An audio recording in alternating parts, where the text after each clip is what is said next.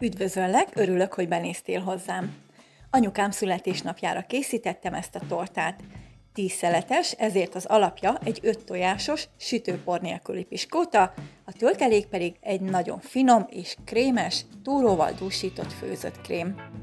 Mindenkinek nagyon ízlet, szívből ajánlom, hogy készítsd el te is. A Tökéletes Piskóta című videómban lépésről lépésre elmondom, hogy mikre kell figyelni, hogy jól sikerüljön a piskóta, erre most nem térek ki részletesen. 5 tojást egészben elkezdtem habosítani. Közben hozzáadagoltam 150 g cukrot, és addig haverőztem, míg kifehéredett és szép habos nem lett. Ennek kell egy kis idő, hogy biztosan jól felverődjön, szóval nem szabad elkapkodni. Ha jobban szereted úgy, hogy ketté van választva a tojás és külön vered fel őket, akkor úgy is csinálhatod. Utána több részletben beleszitáltam 150 g lisztet, és óvatosan elkevertem benne.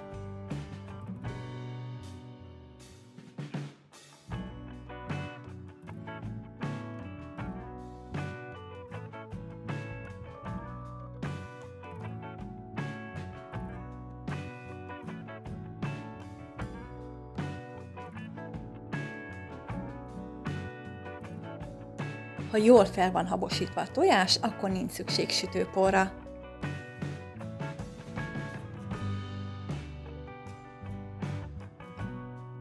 Egy 18 cm átmérőjű tortaforma alját és oldalát kibéleltem sütőpapírral, és beleöntöttem a masszát.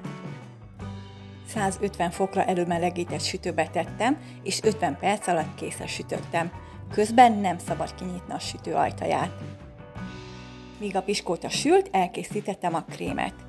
80 g kukorica keményítőhöz hozzáadtam 200 g cukrot, és több részletben beleöntöttem 6 dl tejet.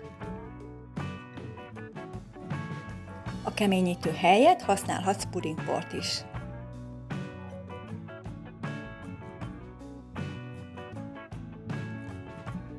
Majd folyamatos keverés közben sűrű pudingot főztem belőle. Amikor elkészült, átöntöttem egy tányérba, lefettem fóliával, és így hagytam teljesen kihűlni. Amikor megsült a piskóta, pár percig még a formában hagytam, majd levettem róla a keretet.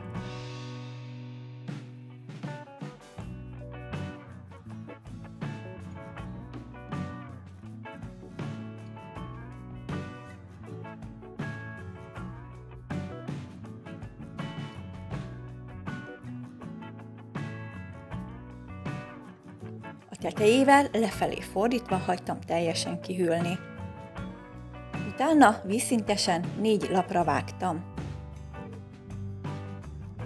A kihűlt puding körülbelül 2/3 részét habverővel kihabosítottam, majd hozzáadtam 250 g szobahőmérsékleti vajat, és együtt habosítottam tovább.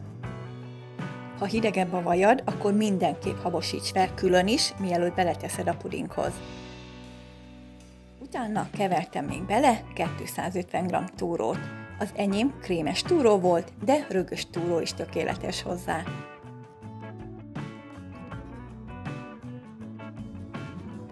Végül 2 evőkanál citromlével és egy kis aszalt vörös áfonyával ízesítettem.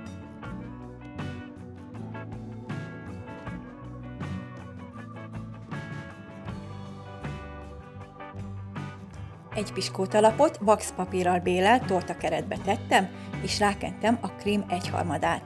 Nem fontos köré a keret, anélkül is be lehet tölteni, csak én jobban szeretem így.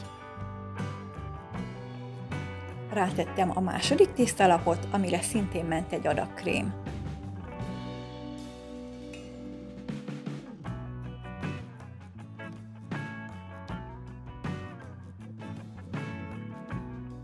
Utána a harmadik tésztalap következett, és rákentem a maradék 1/3 krémet. A tetejére azt a piskótalapot tettem, ami egyébként a tészta alja volt, így szép egyenes lesz a torta teteje.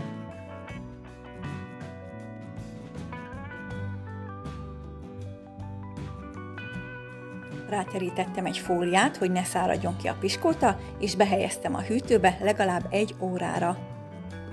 A maradék főzött krémet kihabosítottam, majd hozzáadtam 150 g szobahőmérsékletű vajat, és együtt kevertem krémessé.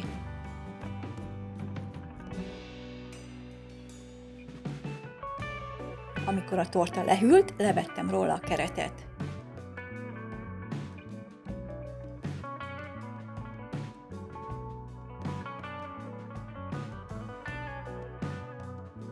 Majd az előbb kikevert krémmel bevontam a torta oldalát és tetejét.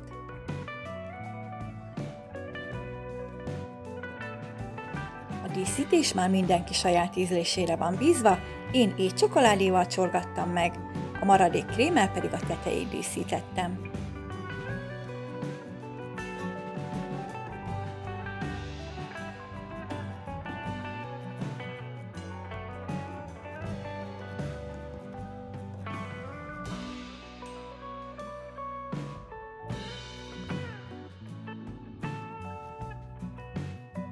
A végén pedig pár csokoládédísz és narancsszeletek kerültek rá.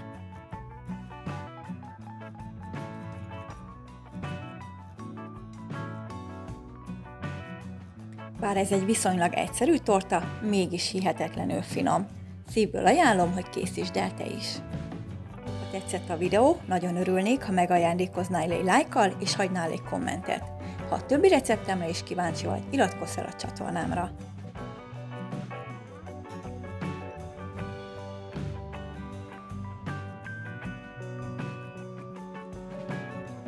Köszönöm, hogy velem tartottál, legyen szép napod!